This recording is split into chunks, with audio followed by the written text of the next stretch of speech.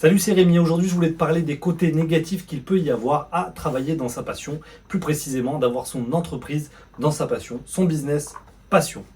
Donc, honnêtement, je vais commencer direct, mais pour moi, il n'y a pas de côté négatif à travailler dans le domaine de sa passion.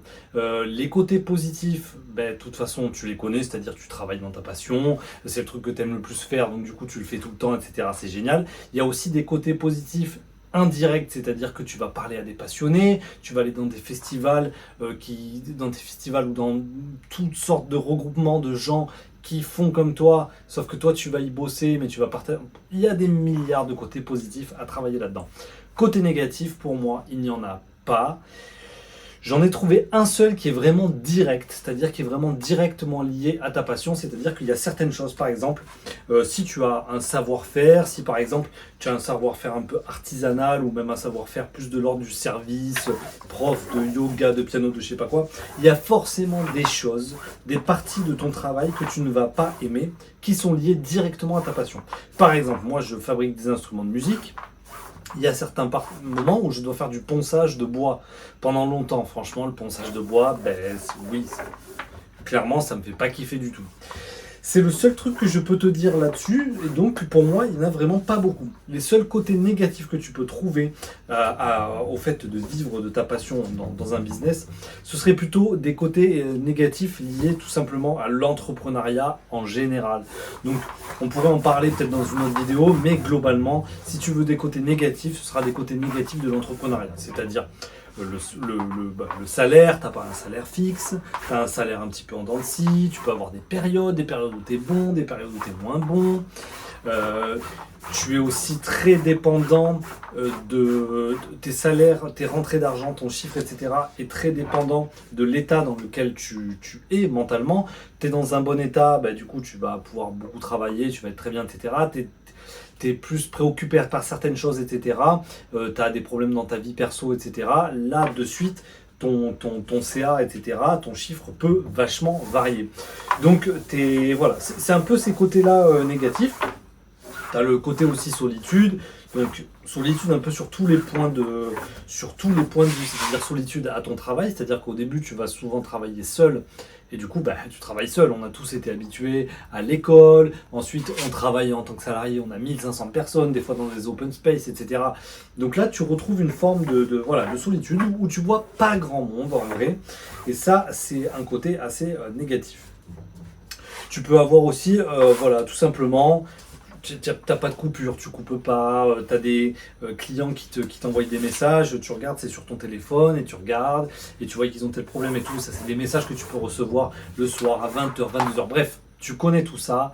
Pour moi, ça, ce sont les côtés négatifs liés à l'entrepreneuriat, mais des côtés négatifs liés au fait que ta passion, au fait que tu travailles dans ta passion, je dirais qu'on va essayer un petit peu de casser le préjugé numéro un, c'est-à-dire tu travailles dans ta passion, ta passion va devenir ton travail, et du coup, ça va plus être un espèce de fantasme, un truc un peu inaccessible, ou quelque chose que tu fais que de temps en temps, qui fait que du coup tu t'en lasses pas. Et en fait, le préjugé numéro un, c'est que tu vas casser ta passion, tu vas éteindre ta passion par le travail. À ça, je te répondrai d'abord par mon expérience, c'est-à-dire pas du tout.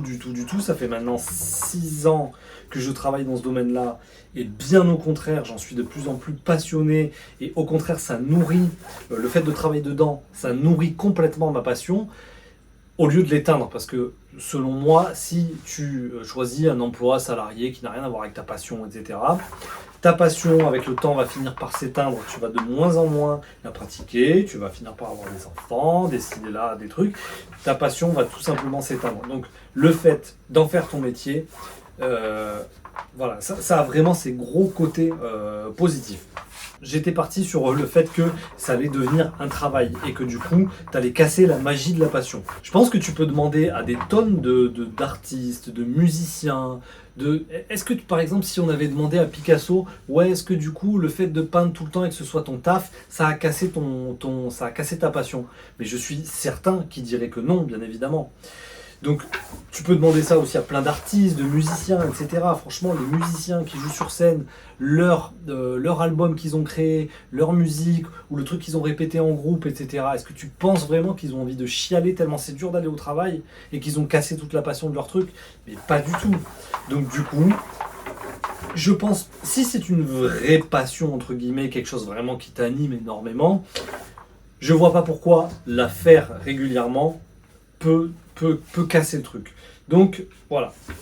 Pour moi, globalement, il y a des petits aspects négatifs qui sont liés directement à ta passion qui peuvent être embêtants. Par exemple, si on prend la comparaison avec les musiciens, peut-être que les musiciens vont sûrement avoir des parties de leur métier qui sont pas drôles du tout. Par exemple, ils vont jouer dans des endroits où personne ne les écoute, ils sont pas considérés, ça c'est pas très cool.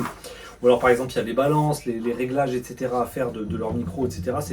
Il faut venir plus tôt, il faut les faire, c'est un peu laborieux. Ça c'est des côtés, peut-être des petits côtés négatifs, mais en vrai, vraiment, j'essaie de chercher au plus profond qu'est-ce qu'il y a de négatif. Tellement en fait, il n'y en a pas. Donc là, je vais vraiment gratter le petit truc vraiment. Mais en vrai, il n'y en a pas du tout. Donc, si tu veux que je te file un coup de main pour que tu vives de ta passion, etc., moi, je vis de ma passion en permanence depuis 6 ans maintenant, bientôt 7, et je suis pas coach ou genre je vais t'apprendre comment on fait pour vivre de ta passion et je fais plus ma passion. Je fais ma passion à temps plein, c'est mon business principal, et maintenant je décide de former un petit peu parce que moi j'aurais adoré qu'on m'aide et qu'on m'explique plein de petites choses que je peux t'expliquer. Si tu as besoin, n'hésite pas à me contacter dans les commentaires. J'ai pas de formation prête, de ci, de là, de site internet, de machin. Mais si tu veux me contacter, contacte-moi dans les commentaires. En attendant, à la prochaine. Ciao!